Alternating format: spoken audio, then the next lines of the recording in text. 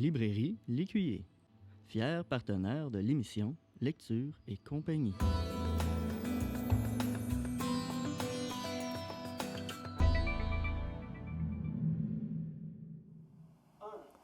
Bonjour. Aujourd'hui, il me fait plaisir de vous présenter Christine Hébert qui va nous parler de son livre et des balados desquels elle fait partie. Bonjour Christine. Bonjour. Ça va bien? Oui, ça va. Bon. On veut parler d'abord de ton livre. Déjà, le titre, je pense que tu vas être obligé de donner une explication. Le titre, c'est « Les Doggies et Internet ». Déjà, Doggies, je sais pas ce que ça veut dire. Fait que peux-tu nous expliquer ce que c'est? Alors, les Doggies, c'est le nom qu'on donne aux fans de Dans une galaxie près de chez vous. Donc, comme les fans de Star Trek, qu'on appelle les Trekkies, les fans de Dans une galaxie, ils se sont donné le nom de Doggies dans le coin de 2004, je dirais, avec la sortie du premier film. OK. Puis, ça doit être vraiment des mordus qui sont là pour participer à ça. Peux-tu nous raconter le début, ce qui t'a incité à écrire ce livre-là, Les Doggies et Internet? Je présume que ça va ensemble, là. Oui. Donc, explique-nous un petit peu le départ de ton livre. Qu'est-ce qui t'a incité à l'écrire, à poursuivre jusqu'à la publication? D'abord, Les Doggies et Internet, c'est une adaptation de mon mémoire de maîtrise à l'Université Laval. OK. Mémoire qui est sorti en 2012. J'ai fait cette étude-là parce que j'avais un intérêt justement sur les Doggies. J'en fais moi-même partie de ce groupe de fans-là. Quand j'ai fait mes recherches pour savoir quel sujet de maîtrise j'allais faire, je suis tombée sur, je pense, un texte d'Henry Jenkins, un chercheur américain, qui, lui, se spécialise dans les fan studies, les études sur les fans. Ah, OK. OK. Ouais. Puis j'ai décidé de m'intéresser à un groupe dans lequel je suis déjà intégrée, les Doggies. Ben oui, et ça allait mieux. J'ai étudié justement un forum, une petite communauté de Doggies qui préexistait, là? Qui existait, oui, dans les années, justement, 2004 jusqu'à 2012. Et c'est à partir de mes observations, de mes entrevues avec ces fans-là que j'ai écrit mon mémoire qui a ensuite été adapté en livre. Et c'est ton mémoire qui a été adapté, qui a fait ça, qui a donné ce livre-là. Oui. Est-ce que je peux te demander dans quelle spécialité tu étais à l'université pour écrire ce mémoire-là? C'était une maîtrise en ethnologie et patrimoine. Ah bon? Il me semble que c'est un petit peu loin, non? Ethnologie, il me semble que c'est un petit peu loin des science-fiction et le genre. Mais c'est qu'en ethnologie, on fait, dans les domaines de l'ethnologie, on fait, par exemple, l'étude des rituels, l'étude des fêtes. Et dans mon mémoire, j'ai analysé justement la communauté des fans dans cet angle-là, sous l'angle des rituels, de la socialisation, comment que les membres parvenaient à socialiser entre eux et à former un groupe, une communauté. Ah, je comprends. C'est à cause quand on pense ethnologie, on pense civilisation un peu plus ancienne. Ça s'applique aussi aujourd'hui. C'est logique, ça a bien du sens. Et ce livre-là, est-ce que tu l'as écrit seul, avec l'aide de d'autres, des membres du forum avec toi? Non, c'est moi qui l'ai écrit seul. Tu l'as écrit seul? Oui. Bon. C'est sûr que je les citais parfois. Oui. Donc, dans une entrevue, des fois, je sélectionnais des citations marquantes puis je les intégrais dans le livre. OK. Pour appuyer un peu ma recherche, je dirais. OK. Puis, est-ce que ça t'a pris du temps, cette recherche-là? Combien, ce mémoire-là à écrire, est-ce que ça a été très long? Ça a pris 2 ans. Au niveau de l'édition, de rencontrer les maisons d'édition et tout ce processus-là, est-ce que c'est compliqué? Dans mon cas, ça n'a pas été compliqué parce que c'était ma directrice de recherche, Martine Roberge, qui avait envoyé le manuscrit aux presses de l'Université Laval. Ah, OK. C'est publié. Et ça, c'est édité par les presses de l'Université Laval, ça? Oui. Ah, OK. Qui avait accepté, puis j'ai fait quelques modifications et c'est publié dans la collection autour de l'événement. Ah, OK. Donc, ta directrice de thèse t'a aidé à faire publier le livre. Oui. OK. Et puis, ça fait combien de temps qu'il a été publié? En 2014. Ça fait 7 ans. 7 ans, oui. OK. Puis, tu es contente du résultat. La couverture est belle. J'aime la couverture. Est-ce que c'est toi qui l'as dessinée? Non. Ils ont engagé une illustratrice pour ça. Ah, OK. C'est les presses qui sont occupées de ça. Oui. Bon. Maintenant, on va passer au deuxième aspect qui te concerne, les balados. Oui. Moi, je ne connais pas tellement, je sais ce que c'est, mais ça finit là. J'ai pas utilisé beaucoup, ça fait que j'aimerais ça que tu m'expliques comment ça fonctionne, puis c'est quoi toutes les démarches que tu as dû faire, puis qui t'a contacté, qui est avec toi, etc. OK. Un balado, ben, c'est une émission radiophonique. Ça peut être aussi une émission sous format vidéo qui est disponible sur le web. OK. Dans mon cas, mon balado s'appelle Bulle Pop et c'est disponible sur différentes plateformes comme C'est audio ou vidéo? audio. Audio, OK. Et c'est disponible sur Google Podcasts, Apple Podcasts et Spotify. OK. Ouais. Puis quand on veut écouter ces émissions-là, on s'abonne? Oui, c'est ça. Avec l'application de votre téléphone cellulaire, vous pouvez chercher l'émission Bulle Pop, Bulle au pluriel, Pop, OK. P-O-P, et vous que cherchez ça dans votre application pour les balados, les podcasts, et vous cherchez l'émission et vous vous abonnez. OK. Il n'y a aucun frais, c'est gratuit, On les accessible. écoute, c'est ça l'avantage des balados, on les écoute quand on veut. Oui, c'est ça. Justement ça. Ouais. Bon, cette émission-là, tu parles de quoi? Il y a quoi dans cette émission-là? À chaque épisode, je reçois un auteur qui a écrit un livre, un essai sur la culture populaire. OK. Et on discute ensemble un peu de qu'est-ce qui passionne dans ce sujet en particulier, c'est quoi ses méthodes d'écriture, ses méthodes de recherche dans ces eaux-là. Est-ce que ce sont seulement des auteurs québécois que tu rencontres, probablement plus facile, j'imagine? Bien, le tout, à fond, quand je discute avec les auteurs, ça se fait avec Zoom. Ah, OK. Donc, on se rencontre en ligne, puis j'enregistre à partir de Zoom. Donc, notre discussion est entièrement en ligne. Donc, je peux rejoindre des auteurs de différents pays, comme Florent Favard, qui est justement un auteur français. OK. Que tu as déjà rencontré? Oui. J'ai vu que tu as apporté des livres c'est des sujets dont tu as parlé dans tes balados antérieurs. À partir de maintenant, tu en as encore quelques-uns à venir. Oui. C'est des sujets, peux-tu nous parler des sujets dont tu as traité jusqu'à maintenant? Bien, justement, comme j'ai parlé de Florent Favard, je pourrais en parler. Lui, il a écrit une série TV, La promesse d'un dénouement. Alors, avec lui, on a surtout parlé de télévision, de séries américaines des années 90, 2000, 2010. On a parlé, entre autres, de Lost, de la fin qui a été mitigée au niveau de la réception auprès des fans. Les amateurs, oui. Ouais. Donc, lui, il donnait dans ça une procédure pour écrire une série télé, c'est ça? Dans le fond, il y a la promesse d'un dénouement, selon Favard. Dans le fond, c'est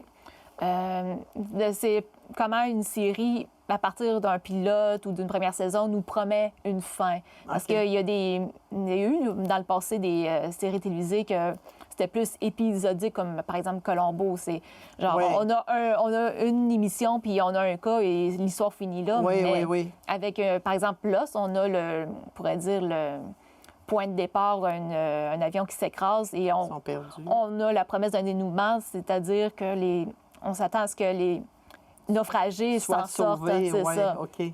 C'est ça quand on parle de dénouement, c'est ça. Donc, c'est de voir comment l'écriture de série a évolué avec les années. OK. Donc, il y a beaucoup de techniques d'écriture, je présume, là-dedans pour une série télévisée. Bien, c'est plus une analyse des techniques, d'écrire les techniques. C'est pas... Plus global. Oui. Puis les auteurs que tu as contactés collaborent rapidement, collaborent généreusement?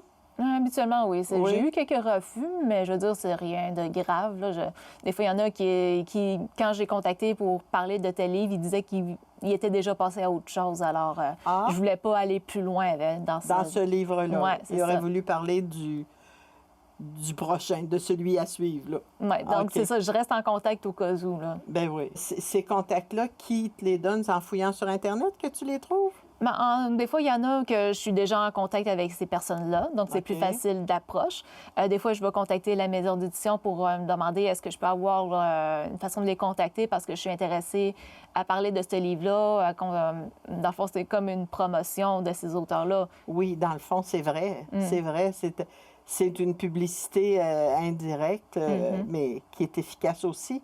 Bien, des fois, meilleure que celle qu'on pourrait voir dans les journaux, là, parce que ça vient d'un lecteur. C'est comme si tu avais aimé ça, dans le fond. C'est pour ça. Quels sont les autres auteurs dont tu pourrais nous parler, dont toi, tu as déjà parlé? Je pourrais vous parler de Megan Bédard, hein, OK. qui a justement, il y a quelques années, qui avait sorti son livre Xénomorphe, Alien ou les mutations d'une franchise. OK. Donc, elle s'est plus concentrée sur la franchise d'Alien. Donc, c'est pas seulement les films, mais c'est aussi les bandes dessinées, les jeux vidéo, les romans. Donc, tout ce qui est autour de la franchise Alien. Bien, elle a fait une analyse sur la créature, une analyse plus spécifique sur le xénomorphe. Peux-tu m'expliquer c'est quoi ça? Le xénomorphe, Ouais. c'est la créature qu'on voit justement sur la couverture. Ah, OK. La grosse bébite méchante qui Avec s'en des prend grandes ouais, avec des grandes dents qui s'en prend à des membres d'équipage d'un vaisseau. Ah, OK. Je me rappelais pas le nom. Et est-ce qu'il s'appelait comme ça dans le film Alien? J'ai pas souvenir, moi-même, j'ai pas écouté les films, mais je pense que, mais c'est ça, je pense qu'avec les années, on l'appelle xénomorphe. Ah, ouais. OK. Puis là, elle fait une analyse de toutes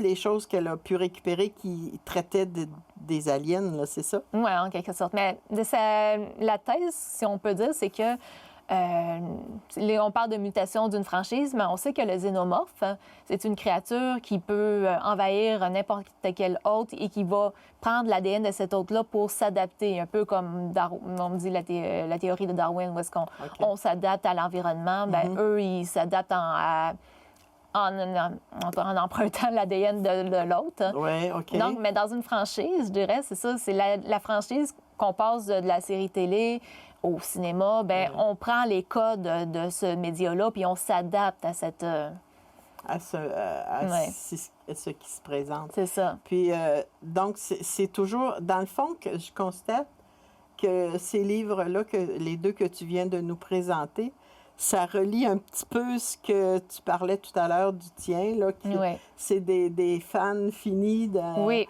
Ben toi, c'était, une galaxie près de chez vous, Oui. ça, c'est Alien. C'est Oui. ceux qui sont mordus, là, pour vraiment. C'est ça. Donc, elle, c'est pas une histoire, c'est plus des analyses, des constatations, des remarques, des choses comme ça. C'est ça. Pour revenir justement à être fan, Isabelle Lacroix, qui a co-dirigé le collectif Les Enseignements de Dune, au départ, elle n'était pas fan de Dune, mais à force, c'était une professeure d'Université de Sherbrooke. Et quand elle a été incitée par ses collègues pour lire Dune, elle a fini par accrocher à cet univers. Ah bon? Ouais.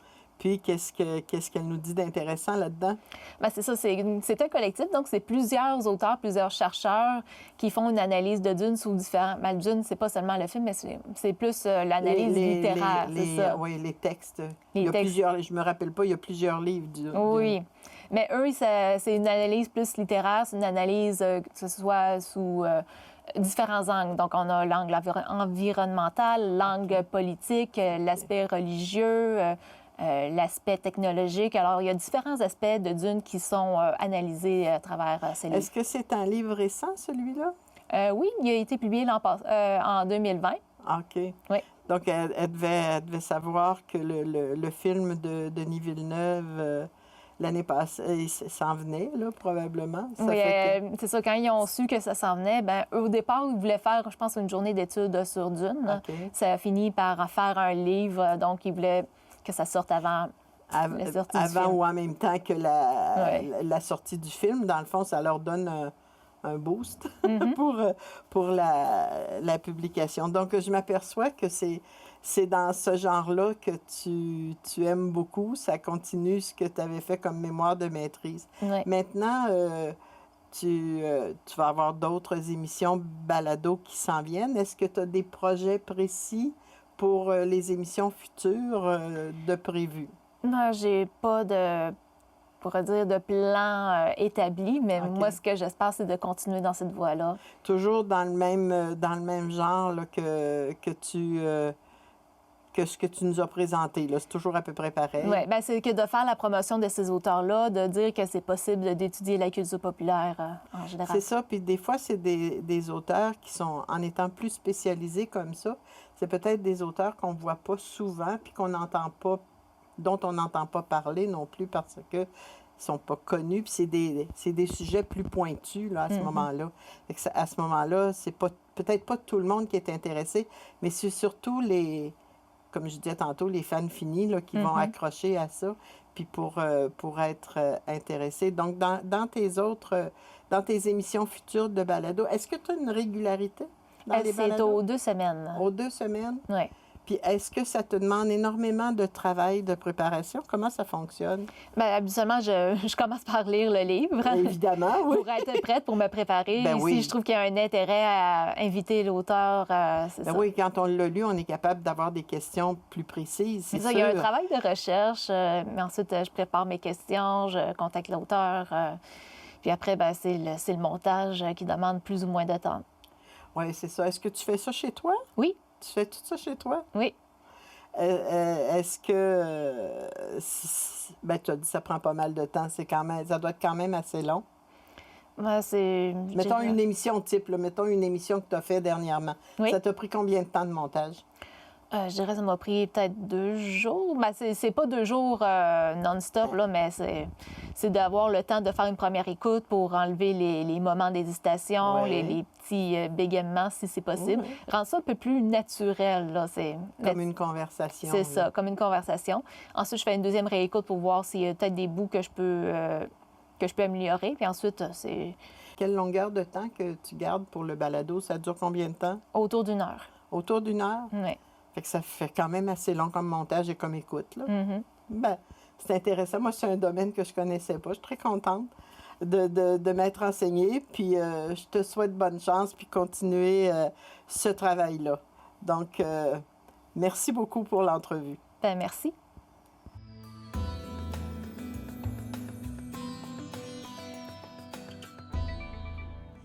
Aujourd'hui, je vais vous parler d'un livre dont le titre est « Mourir ne suffit pas » de Danielle Thierry et de Marc Wilinski. Danielle Thierry a eu une longue carrière dans la police. Elle a été la première femme commissaire divisionnaire en police parisienne et elle écrit en parallèle des romans, des témoignages, etc. Elle a reçu déjà des prix pour certains de ses volumes. Ce livre-là, j'ai trouvé intéressant parce que différent de bien des romans policiers. C'est une psychologue, Julia, qui anime à la radio une émission durant la nuit qui s'appelle Au cœur de la nuit, où elle reçoit des téléphones d'auditeurs qui ont des conseils à demander, des choses à raconter. Et son émission est extrêmement suivie. Un vendredi soir, où l'émission est en ligne, on l'interrompt parce qu'il y a eu une prise d'otage dans un bâtiment voisin de la station de radio. C'est un restaurant huppé situé place de la Madeleine à Paris. Puis, dans la salle, tous les gens sont sur les nerfs là, parce que on a pris des otages, on a fait des menaces, mais pas plus, ça avance lentement. Le bâtiment dans lequel ce restaurant-là est situé, on apprend que c'est un bâtiment qui est désaffecté pour des rénovations et comble de complications, le restaurant est situé au 6e étage, donc extrêmement difficile d'accès. Ça fait que pour la police, pour essayer de rentrer puis d'aller aider pour les otages, c'est extrêmement compliqué. Ça fait que l'émission a été interrompue, puis ça prend du temps, toute l'installation des policiers puis tout ça. On décide de reprendre l'émission en cours, quitte à l'interrompre si c'est nécessaire. Et dans le temps qu'elle reprend l'émission, elle reçoit un appel. On les passe toujours en direct, les appels. Donc, elle reçoit un appel d'une auditrice terrifiée disant qu'elle est cachée à l'intérieur du restaurant, à l'intérieur du bâtiment, à l'extérieur un petit peu de la salle à manger. Les policiers, pour vérifier que c'est vrai, parce qu'ils ont des gros doutes, ils décident de vérifier le cellulaire. Et avec la position du cellulaire qu'on est capable de vérifier, on s'aperçoit que le cellulaire est bel et bien dans le bâtiment qu'on a dit. Puis les ravisseurs ont donné des délais précis, je ne me rappelle pas exactement les délais, mais ont donné des délais précis pour dire qu'au bout de ces délais-là, s'ils n'ont pas obéi, parce qu'ils ont demandé la libération de 3 otages, puis que si on ne l'a pas fait, eux autres vont exécuter un otage. Donc, le premier délai arrive, mais les policiers puis les gens du poste de radio pensent que ça ne se fera pas. Mais au 6e étage, on s'aperçoit à un moment donné qu'il y a quelqu'un qui est dans la fenêtre au 6e étage et il est poussé à l'extérieur et tombe en bas de l'édifice, en bas du 6e étage. Donc là, les nerfs embarquent, là, les gens sont tous extrêmement nerveux. Et puis, la personne qui parle, elle s'appelle Sylvie Paulet et elle leur dit qu'elle est la propriétaire de ce restaurant-là. Puis là, on lui demande comment ça se fait qu'elle a accepté de faire un repas pour une petite quantité de personnes comme ça. Bien, elle a dit que financièrement, c'était très avantageux, mais qu'elle a réussi à se cacher, puis que les autres l'ont pas vue. Elle est cachée en dessous d'une table dans une section de la salle à manger. Et bien sûr, je ne vous dirai pas la fin. C'est ça qui est toujours intéressant dans un livre de ce genre-là, mais c'est vraiment un très bon suspense. Je termine en vous lisant un petit texte sur la lecture. La lecture nuit grandement à l'ignorance. Merci, à la prochaine fois.